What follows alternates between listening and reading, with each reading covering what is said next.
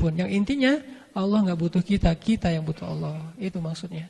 Karena Allah ghaniyun 'anil alamin, ghaniyun 'anil ibad. Allah tuh nggak butuh alamin, nggak butuh makhluknya. Allah tuh nggak butuh hamba-hambanya. Sebaliknya, kita tidak ghani, kita fakir di hadapan Allah. Jadi kebalikan dari ghani itu adalah fakir. Dan Allah juga katakan, seandainya semua makhluknya berkumpul, manusia dan jin, yang pertama diciptakan sampai yang terakhir lahir ke muka bumi, berkumpul semuanya meminta kepada Allah, berdoa. Semua kita punya hajat yang berbeda-beda. Di satu malam, semua kita berdoa, ya Allah saya minta rezeki. Ya Allah saya minta usia yang berkah. Ya Allah saya minta keluarga, jodoh, pasangan. Ya Allah saya minta pekerjaan. Ya Allah saya minta disembuhkan. Ya Allah saya minta ini dan itu. Semuanya berdoa kepada Allah serentak. Maka Allah mengabulkan doa-doa kita semuanya tanpa mengurangi kekayaan Allah sedikit pun, kecuali hanya seperti satu tetes air dari ujung jarum yang baru dicelupkan ke dalam laut. Cuman segitu doang, kurang dari kebesaran Allah. Padahal yang meminta semua hambanya, dari Nabi Adam sampai manusia terakhir, dari iblis sampai jin yang terakhir. Ini menunjukkan Allah emang gak butuh kita, kita yang butuh Allah SWT. Ini salah satu di antara hadis yang diriwayatkan oleh Imam Muslim dengan derajat sahih tentang makna ya ayyuhan nas antumul fuqara'u ilallah. Wahai manusia, kalian semua itu fakir di hadapan Allah. Jadi teman-teman yang dirahmati Allah Subhanahu wa taala, dari penjelasan ayat dan hadis tadi ada hal yang perlu kita coba belajar. Coba kita belajar mulai sekarang untuk terus merasa bahwa kita itu butuh Allah. Butuhnya itu bukan butuh seadanya. Karena ada orang yang butuh dengan derajat kekurangan, ada orang yang butuh dengan derajat miskin, ada orang yang butuh dengan derajat fakir. Di antara sekian banyak derajat kebutuhan, Allah menyebut kita itu butuh Allah bukan hanya ketika ada kekurangan. Bukan hanya sebagai orang miskin yang butuhnya butuh tapi nggak mendesak. Tapi sebagai orang yang fakir, yang sangat mendesak, yang tidak bisa ditunda. Dan seperti itulah kebutuhan kita kepada Allah, nggak bisa ditunda. Sehingga ketika kita merasa bahwa kita itu fakir di hadapan Allah, kita itu butuh banget kepada Allah, kita itu nggak ada apa-apanya kecuali Allah yang menolong dan memfasilitasi hidup kita, saat itulah kita mulai muncul semangat untuk mendekatkan diri kepada Allah dan berserah diri kepada Allah. Mendekatkan diri kepada Allah dalam bentuk ketaatan, berserah diri kepada Allah dalam bentuk roja, permintaan, berdoa, memohon kepada Allah Subhanahu wa taala. Fakir. Sebaliknya ketika kita merasa bahwa hidup kita bisa berjalan tanpa harus berdoa, hidup kita bisa berjalan tanpa harus meminta kepada Allah, maka kita sudah terjebak kepada penyakitnya Abu Jahal, Fir'aun, Namrud, Qarun. Bukan penyakit iblis. Kalau penyakit iblis itu sombong. Kalau penyakit yang disebutkan tadi, Fir'aun, itu tidak merasa butuh. Arti tidak merasa butuh, dia terlalu pede bisa hidup tanpa Allah Subhanahu wa taala. Apa bentuk praktis dari merasa fakir di hadapan Allah?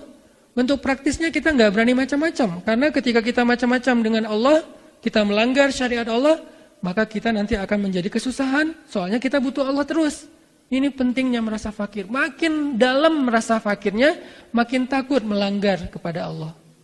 Makin takut bikin Allah marah.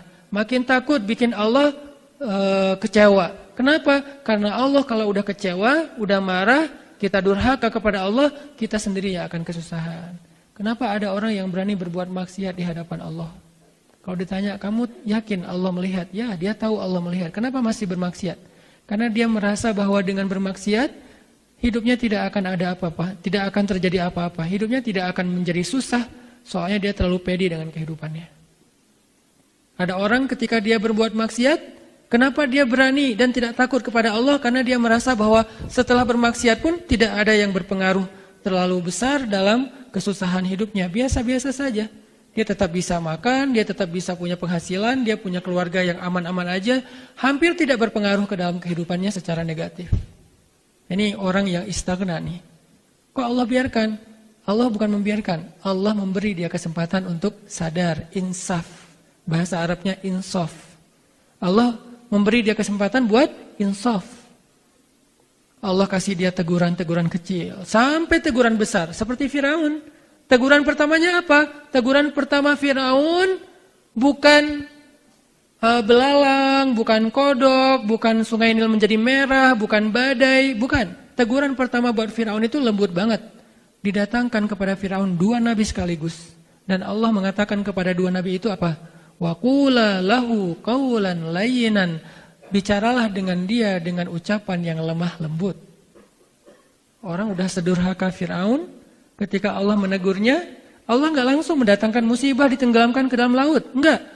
Allah bertahap menegur dia justru dengan nasihat yang lemah lembut. Dan kita mengalami itu. Kalau Firaun saja yang durhaka, Allah datangkan orang untuk menasehatinya dengan nasihat yang layyinan, dengan lemah lembut, maka kita pasti juga merasakan hal yang sama. Datang nasihat lewat tausiah, datang nasihat lewat broadcast di grup, datang nasihat lewat japri dari teman kita, DM, datang nasihat lewat tiba-tiba ngeklik apa, nggak sengaja ternyata itu bentuknya quote tentang agama, datang nasihat dari YouTube, lewat video-video para ustadz, para da'i, para ulama, itu semuanya qaulan layyinan, nasihat mau'izatan hasanah, nasihat yang baik dari Allah kepada kita sebelum dikasih nasihat yang lebih keras. Biasanya kayak gitu. Pernah nggak teman-teman ngerasain, terutama yang buat cowok-cowok nih, lagi sholat Jumat, materi khutbahnya itu kayak kita banget. Seolah-olah khatib itu kenal kita. Seolah-olah kita baru selesai curhat sama khatib. Atau seolah-olah ada teman kita curhat kepada khatib tentang kita, sehingga jadi kayak request, kalau bisa nanti temanya tentang ini aja Ustadz. Jadi beliau khutbah, isinya tuh kita banget. Padahal kita nggak kenal sama khatib, nggak ngobrol sama khatib, nggak ada kode-kodean dengan khatib. Kenapa dia bisa menyampaikan materi tentang itu? Dan bisa jadi dari sisi khatibnya sendiri, karena saya juga ngerasa pernah seperti itu, seringkali mau menyampaikan satu materi, tapi yang disampaikan berbeda lagi. Seolah-olah Allah menuntun lisannya kepada sesuatu yang Allah ingin menasihati ini secara khusus kepada hambanya yang ada di antara banyak hamba itu. Beberapa kali saya mempersiapkan materi, nanti malam atau pada kesempatan itu saya akan ceramah tentang ini. Materinya udah siap, dalil-dalilnya udah dikumpulin, udah dibaca beberapa kisah-kisah yang dulu pernah dibaca supaya nggak lupa. Pas on the stage, mulai dari prolog, mukadimah, udah ngalir, ternyata materinya beda lagi. Termasuk malam ini. Tadi udah disampaikan materinya mau apa gitu, tiba-tiba ya udah deh tentang fakir aja. Bisa jadi ini adalah ilham dari Allah untuk menasehatin diri saya sendiri. Atau bisa jadi juga diri saya dan beberapa orang di antara kita. Atau bisa jadi untuk kita semuanya. Yang pasti kita sering ngalamin, dan saya juga sering ngalamin. Karena emang udah sekitar 2 tahun saya gak menerima jadwal khutbah Jumat. Karena pengen dikhutbahi, sering mengkhutbahi kan. Sering mengkhutbahi nikah. Kan kita sering dengan khutbah nikah tapi bukan nama kita yang disebut gitu kan ya. Baper. Nah ini saya pengen ngerasain dikhutbahin. Gimana sih rasanya dikhutbahin oleh khatib Jumat? Sering nasihatin orang, jarang dinasihati. Dengar nih. Dan nggak milih-milih masjid. Kadang-kadang lagi di jalan mampir. Atau misalnya kayak mau nyoba masjid baru. Karena masjid yang dekat rumah udah sering, coba masjid yang lain. Khatibnya juga nggak kenal dengan saya nggak kenal dengan beliau. Tiba-tiba menyampaikan materi yang saya ngerasa ini kayak ceramahin saya pribadi nih. Seolah-olah jamaah Jumatnya cuma ada saya sendiri. Itu tuh kita banget. Kenapa teman-teman? Itu yang disebut dengan mau'izatin hasanah dari Allah melalui khatib, ustadz, dai. Kita tuh yang lagi dinasihati oleh Allah.